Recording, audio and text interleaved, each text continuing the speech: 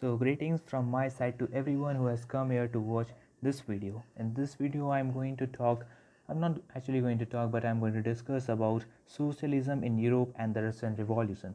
This is the second chapter of class 9th history book, and by many students, and even when I was in class 9th, I used to consider this chapter a bit tricky and tough, because in the previous chapter we just learned about the rights that each citizen should enjoy. But in this chapter, we are going to learn that how citizens united themselves and fought against an autocrat who was not at all accountable to his citizens. Neither he wanted his powers to get reduced. At last, he had to abdicate himself. But the journey can teach us a lot of things.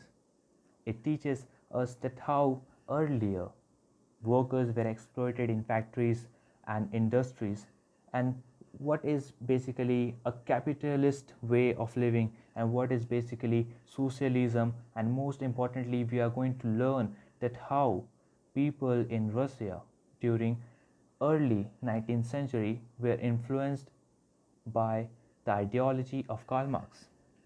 So I will be reading this chapter thoroughly. So it's better if you look at the screen, or if you do not want to look at your screens and you just want to see it at lower picture quality and save your data, although I know you have 4G connection.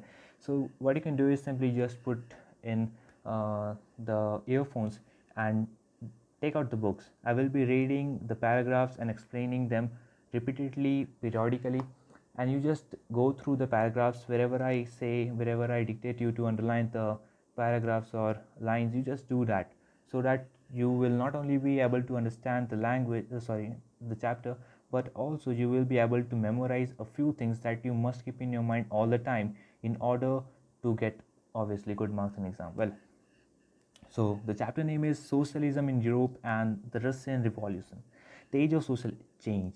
In the previous chapters, you read about the powerful ideas of freedom and equality that circulated in Europe after the French Revolution.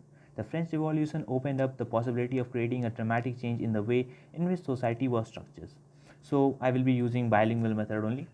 So in the previous chapter, as I said you earlier, but the French Revolution, people understood that dramatic change can be brought in the world. Earlier, the world was ruled by those who were landowners, who had a lot of money, who had muscle power, who could afford to get people work in their farms, or get people, a lot of people serving them. But later, what happened? People recognized that they need to unite themselves, and they must enjoy the rights, and not only they should enjoy the rights, but each and every citizen or each and every person should enjoy some fundamental rights. As you have read before, the 18th century society was broadly divided into states and order, and it was the aristocracy and church which controlled economic and social power. We have learned in the previous chapters that how the entire society was under the control of aristocracy. Who are the aristocrats? They were the high class people who had enough money to control people.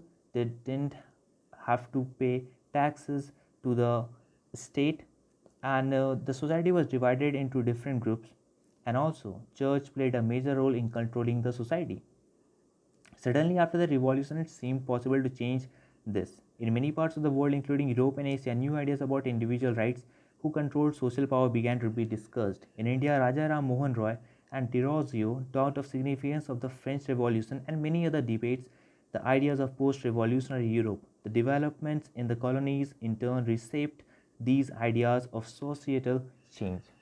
See, what happened, although the French Revolution we cannot say that it was a complete success, because although the monarchy was reduced to its power and a committee was formed, a constituent assembly was formed, but that constituent assembly could not satisfy the peasants, and we all know that in 1792, remember these dates, in 1792 Jacobins overthrew that constituent assembly, made their own order, but later, due to instability, Napoleon could get enough time to crown himself as the Emperor of France, and we all know at last he lost the Battle of Waterloo and he got killed in the fight in 1815. But whatever that happened in France set up an example in front of the world, especially in front of the people living in colonies. And as we all know, India was also a colony of Britishers, and freedom fighters like Raja Ram Mohan Roy from India and Derozio were highly motivated and influenced by French Revolution. Not everyone in Europe, however, wanted a complete transformation of society. Responses varied from those who accepted that some changes was necessary but wished for gradual shift to those who wanted to restructure society radically. But in Europe, not everybody wanted a transformation, complete transformation. That if there is an autocrat, then simply remove the autocrat, bring in the democracy, give power to people. No, not everybody was in favor. Only radicals were of the favor were favoring such things, that yes, entire system should be demolished because these things will not bring anything to the society, most importantly to them, small peasants, small farmers. That's the reason why they were known as radicals. Whereas some wanted a gradual shift. For example, first they would get some powers from the monarch, then they will make the monarch accountable, something like that. And some were conservatives, other were liberals and radicals. See, conservatives were those people who wanted to conserve the order of the society that used to prevail before the French Revolution, but they had recognized the need of transformation. They wanted some changes in the society.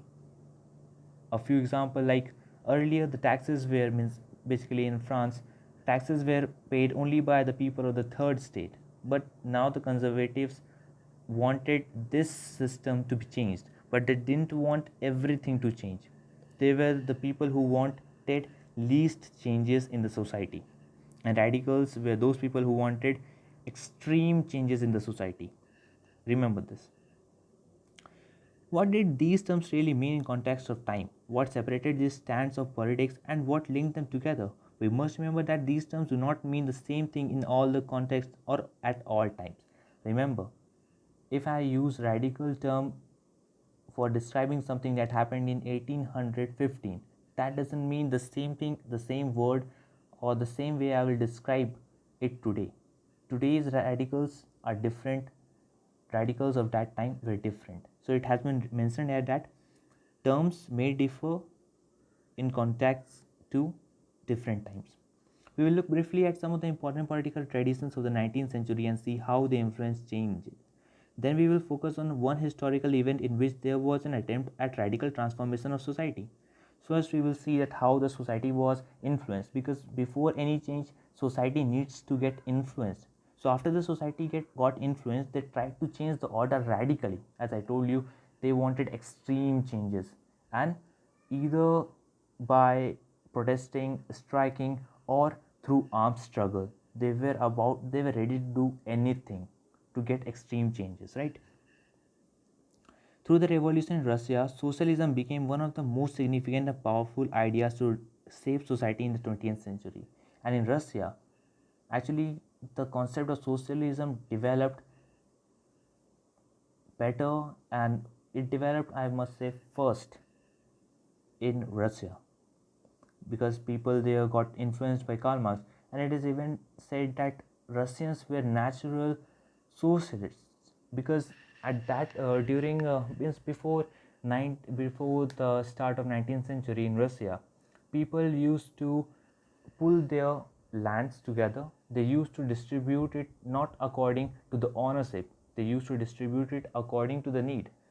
मान लीजिए, माना जाए कि अगर एक जन के पास 5 एकड़ लैंड है, दूसरे जन के पास बस 2 एकड़ लैंड है, बट जिसके पास 2 एकड़ लैंड है उसके पास उसके फैमिली मेम्बर में 20 लोग हैं, और जिसके पास 5 एकड़ लैंड है उसके फैमिली मेम्बर में बस 4 लोग हैं.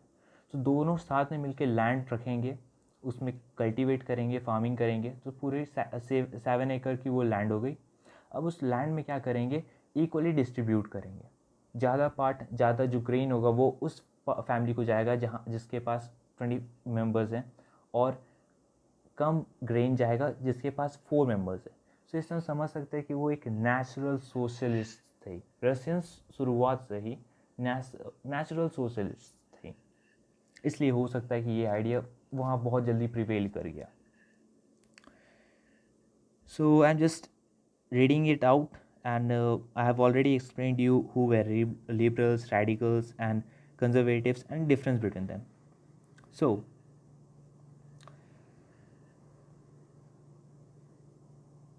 we should remember that at this time Europe states usually discriminated in favor of one religion or another. But liberals were secular, means those who were liberals during that time were secular. They they tolerated all the religions, but other other than liberals, not everyone was in favor of tolerating other religions.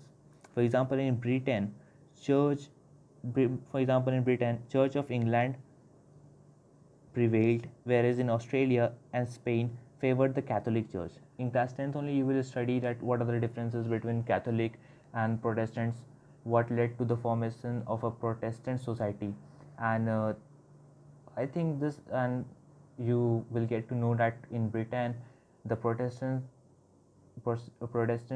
dominate there, and I think this is the reason why they could rule almost all the parts of the world, because in Protestants you get an opportunity to ask questions, whereas in Catholics it's not like that. Catholics do not allow you to ask questions.